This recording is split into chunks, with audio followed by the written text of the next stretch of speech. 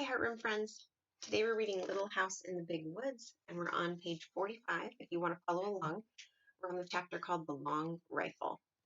Every evening before he began to tell stories, Pa made the bullets for his next day's hunting. Laura and Mary helped him. They brought the big, long-handled spoon and the box full of bits of lead and the bullet mold. Then, while he squatted on the hearth and made the bullets, they sat one on each side of him and watched. First he melted the bits of lead in the big spoon held in the coals. Then the lead was melted. When the lead was melted, he poured it carefully from the spoon into the little hole in the bullet mold. He waited a minute. Then he opened the mold, and out dropped a bright new bullet onto the hearth. The bullet was too hot to touch, but it shone so temptingly that sometimes Laura or Mary could not help touching it. Then they burned their fingers. But they did not say anything because Pa had told them never to touch a new bullet. If they burned their fingers, that was their own fault. They should have minded him. So they put their fingers in their mouths to cool them and watched Pa make more bullets. There would be a shining pile of them on the hearth before Pa stopped. He let them cool, then with his jackknife he trimmed off the little bumps left by the hole in the mold. He gathered up the tiny shavings of lead and saved them carefully to melt again the next time he made bullets. The finished bullets he put into his bullet pouch. This was a little bag which Ma had made beautifully of buckskin from a buck Pa had shot. After the bullets were made, Pa would take his gun down from the wall and clean it. Out in the snowy woods all day, it might have gathered a little dampness, and the inside of the barrel was sure to be dirty from the powder smoke. So Pa would take the ramrod from its place under the gun barrel and fasten a piece of clean cloth on its end. He stood the butt of the gun in a pan on the hearth and poured boiling water from the tea kettle into the gun barrel.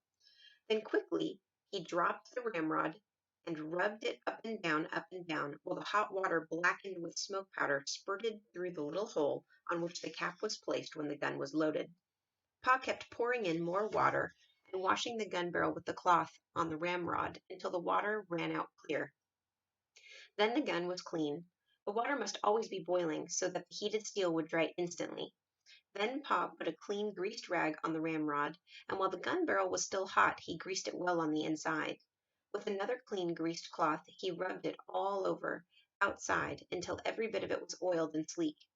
After that, he rubbed and polished the gun stock until the wood of it was bright and shining too. Now he was ready to load the gun again, and Laura and Mary must help him.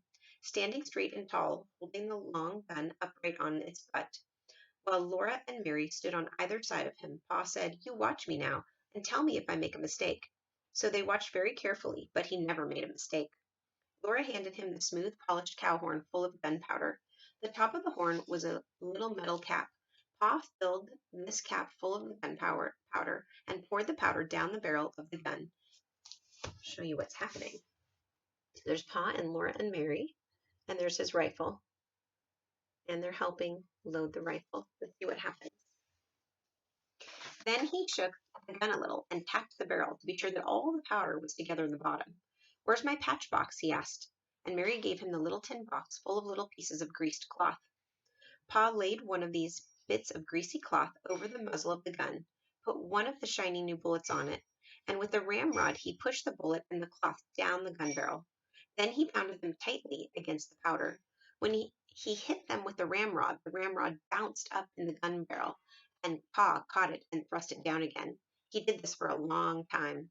Next, he put the ramrod back in its place against the gun barrel.